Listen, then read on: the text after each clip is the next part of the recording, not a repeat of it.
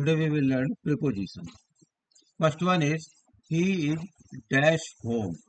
So to solve this thing is, अब इसको solve करना है अगर तो हमें ये देखना है he is और ये home लिखा है. Home means home क्या है कि एक specific location है. It is a specific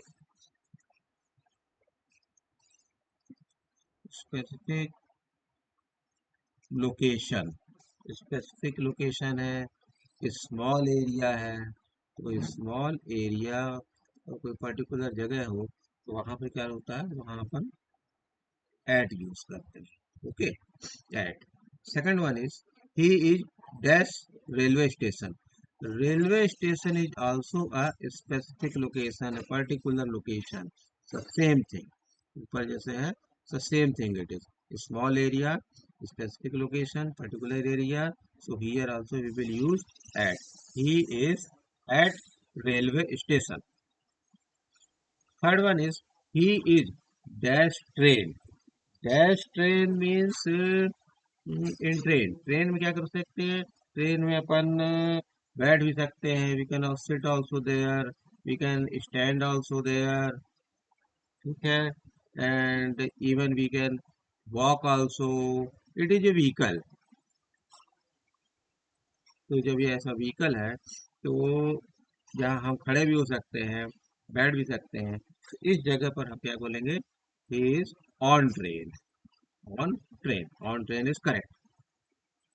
he is dash A car means car में है. कार में है तो मीन्स वहां पर तो वो सिर्फ कार में सिर्फ बैठ सकता है व्यक्ति. कार में सिर्फ व्यक्ति बैठ सकता है, सिटिंग वे में हो सकता है. और ये क्या है, कार क्या है, एक कवर्ड एरिया है. It is also a covered area. तो here what we will use, he is in car. ठीक है. अब he is dash India. India, India बहुत बड़ा है. It's a large area. It's a large area. जब ये लार्ज एरिया है तो यहाँ पर क्या यूज होगा, ही is in India. In is the correct option. Okay. He is dash MP. It is also A large area.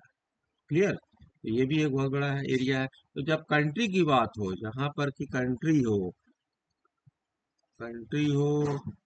Large area हो, big city हो, ओके, तो वहां पर हम इन यूज करते हैं. His dash room. अब वो रूम के अंदर है. जब रूम के अंदर है it means he is in the covered area. In the covered area. What we will do here, we can write here in. He is in room. The plane flu. Flu, the plane flu. अब यहाँ पे क्या use होगा, across the mountains. Across the mountain. Why it is across the mountain. Across कहाँ पर use होता है, across use होता है कि जब कोई चीज एक तो वो विदाउट टचिंग हो, एक सरफेस से दूसरे सरफेस पे जा रहा हो. क्लियर. अब वो ये सरफेस, यहाँ का नीचे का सरफेस वो टच नहीं हो रहा. क्लियर. तो नीचे का सरफेस नहीं टच हो रहा और ये क्रॉस कर रहा है पूरा का पूरा. तो यहाँ पर ऐसी जगह पर हम ये क्रॉस यूज करते हैं. ओके. One thing more.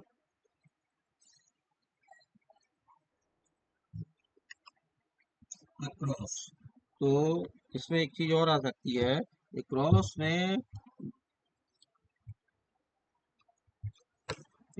में हम जो चीज भी हो that should be in motion. वो क्या होना चाहिए, मोशन में होना चाहिए. तो plane is in motion.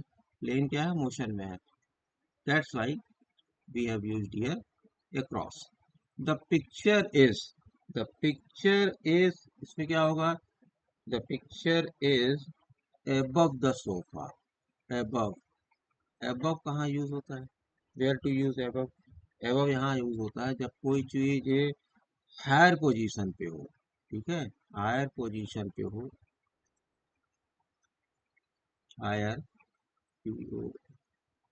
Higher position पे हो और without touching the surface, surface भी टच ना हो रहा, विदाउट टचिंग द सरफेस। तो क्या है, द पिक्चर क्या है, पिक्चर क्या है, पिक्चर सोफे के ऊपर है, सोफे के ऊपर वॉल पे कहीं लगाई गई होगी, बट सरफेस का जो सोफा है, सोफे का तो सरफेस टच नहीं कर रहा है, दैट्स, और पोजीशन भी उसके ऊपर है पिक्चर की, that's why we have used here above. Now this one is the 10th one, last one. The cat jumped on the table, on the table, on the table भाई, on the table इसलिए कि the cat jumped and landed over directly on the surface, directly on the surface of the table। तो means वो jump करी, jump करने के बाद वो जो टेबल का जो सरफेस था वो वहां पर आकर के लैंड हो गई है, तो landed on the surface directly. This is the end. Okay, thank you, thanks a lot.